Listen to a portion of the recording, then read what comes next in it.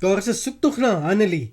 Arno het skuldgevoelens en Renay is skrikkerig. Ek is Jock en jy kyk TV-praatjies. Hier is jou diepe waters voorskou vir 18 tot 21 Mei 2026. Kom ons sit aan ons swemvlekkies en spring sommer dadelik die diepkant binne. Maandag 18 Mei. Ek weet nou nie van julle nie, maar ek moet sê, die ding tussen Marco en Renay voel en lyk net 'n bietjie weird. Van die begin af het Marco aangegaan soos 'n hond op heat en Renay was weer 'n skoolmeisie van 15. Maandag word Renay gedwing om haar nuwe verhouding aan iemand te erken. Iets sê vir my dat die persoon ook nie so gretig gaan wees nie. Dit lyk of moeilikheid net om die draai is, want Nina kry mense bymekaar om 'n soektog na Hannelie te begin, wanneer Hannelie verdwyn. Hannelie maak 'n ongewone voorstel aan Wian. Die vraag is of hy daarvoor gaan val. Dinsdag 19 Mei. Hannelie wil 'n kans waag met haar toekoms.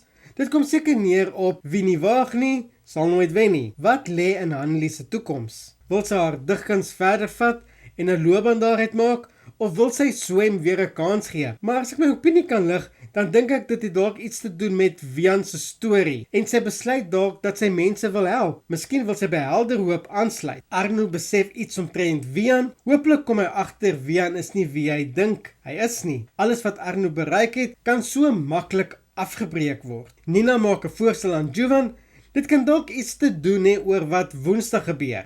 Maar meer daarvan later. Woensdag 20 Mei. Renay is skrikkerig na 'n vreemde situasie die hele boskruin in rep en roer het. Arno voel skuldig en vind homself in 'n krisis. Kan dit die situasie wees wat boskruin in rep en roer het? En het dit dalk iets te doen met Wian? Arno besef dat hy Wian in hulle lewens ingebring het. Dit sal normaal wees as hy skuldig voel. Arno het gedink dat hy Wian 'n kans gee en het nie gedink dit sou so uitdraai nie. Mens voel vir Arno omdat hy net Wian wou help. Ek hoop net nie die hele storie dryf Arno om weer sy ou self te word nie. Dinsdag se voorskou het gesê dat Nina 'n voorstel aan Jovan maak. Nou wonder ek of dit te doen het met die dat Jovan sy vriende na die Snake Lounge toe nooi. Dis moontlik dat Jovan tog die Snake Lounge gaan koop sonder enige invloed van Ellen. Donderdag 21 Mei. Renay besluit dat sy dinge in haar eie hande gaan neem. Dit lyk my wat ook al Woensdag gebeur het haar nogal erg bang gemaak. Dinge lyk ook nie goed vir Hannelie nie, wanneer Sam slegte nuus met haar deel. Ons het gesien die afgelope tyd is die paartjie nie heeltemal op dieselfde golflengte nie. Op die oomblik is Sam en Hannelie net op die verkeerde plek in hul eie lewe. Mense kan net wonder wat die nuus is.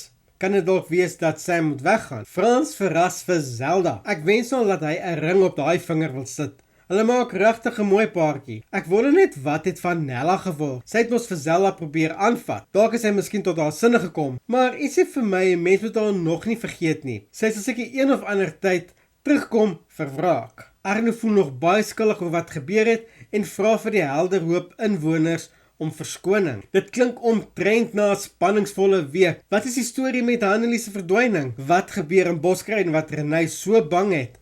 En waarmee verras Frans vir Zelda? As jy jou tande in nog diepe waters video's wil inslaan, klik die playlist wat nou op die skerm is. Bly dramaties en ek sien julle in die volgende video.